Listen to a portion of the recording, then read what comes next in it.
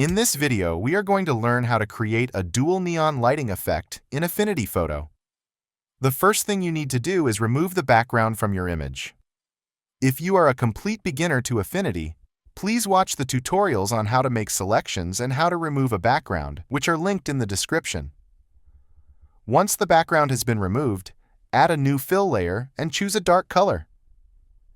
In this example, the color is 070707. Then place the fill layer underneath the object layer. If the object has white edges after background removal, you can remove them using the minimum blur filter. To learn how to do this, check the video link in the description. Next, we are going to add a shape as the light source. This can be a rectangle, circle, triangle, or any shape you like. In this example, I'm going to use the rectangle tool to draw the light source. Set the stroke width to 5 points. Choose white as the stroke color, and set the fill to none. Draw the shape anywhere you want for the lighting effect. Right-click on the shape layer and select Rasterize. Reduce the opacity to 75%. Duplicate the shape layer, then go to Pixel, Filters, Blur, Gaussian Blur, set the radius to 50, and click Apply. Change the blend mode to Add, and the opacity to 100%. Duplicate the layer again by pressing Ctrl-J on Windows or Command-J on Mac, and change the Gaussian blur radius to 100. Duplicate the layer once more and change the radius to 200. Select all the duplicated layers and group them together. Click the FX icon to add a layer effect to the group and enable Gradient Overlay.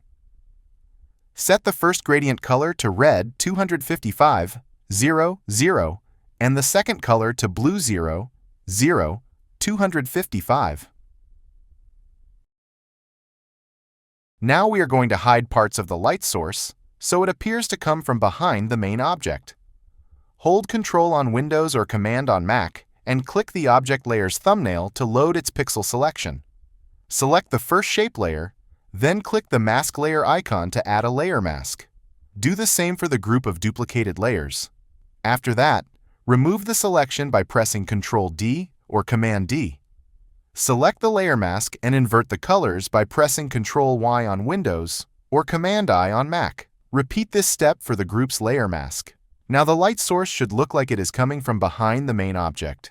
If you notice that some parts of the lighting are faintly visible on the main object, it means the mask was not filled with pure black. To fix this, make a selection of the main object's pixels again. Press D to reset the foreground color to black. Check the color panel to make sure it is pure black. Then select the layer mask and fill the selection by pressing Alt-Delete on Windows or Option-Delete on Mac. Repeat this step for the gradient lighting group's mask, then remove the selection. The lighting should now be completely removed from the main object. Next, add a new fill layer above all layers and set it to a linear gradient. Change the first color to RGB 255, 0, 255 with 100% opacity, and the second color to RGB 0, 255, 255. Draw the gradient from left to right. Change the blend mode to saturation and reduce the opacity to 60%. This creates a rim light effect on the main object. However, this effect may be too strong in some areas, such as around the eyes. To reduce it, add a layer mask to the gradient layer.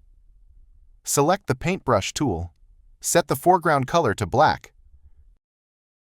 Choose a basic round soft brush. Reduce the hardness to about 40%. Select the mask and gently paint over the eye area. Now duplicate the gradient layer. Change its blend mode to overlay and reduce the opacity to 50%. To make the blending smoother, select the layer, click the gear icon, and adjust the blend ranges for the source layer and underlying composition until you're satisfied. Uncheck the linear options to make the blending look more natural. Next, we're going to expose the gradient lighting over the main object. Hold Alt or Option and drag the top gradient layer above the object layer. Delete its layer mask, change the blend mode to soft light, and set the opacity to 100%. Load a selection of the main object's pixels, then click the mask layer icon so the gradient only applies to the object. Remove the selection and adjust the blend ranges the same way as before.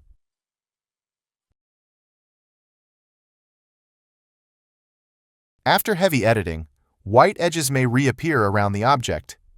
Increasing the minimum blur radius may fix this. If not, rasterize the main object layer. Apply a new minimum blur filter. Increase the radius until the white edges disappear, and change the filter's blend mode to lighten. That's it for this tutorial. If you have any questions or comments, feel free to leave them below. Don't forget to like and subscribe, and thanks for watching.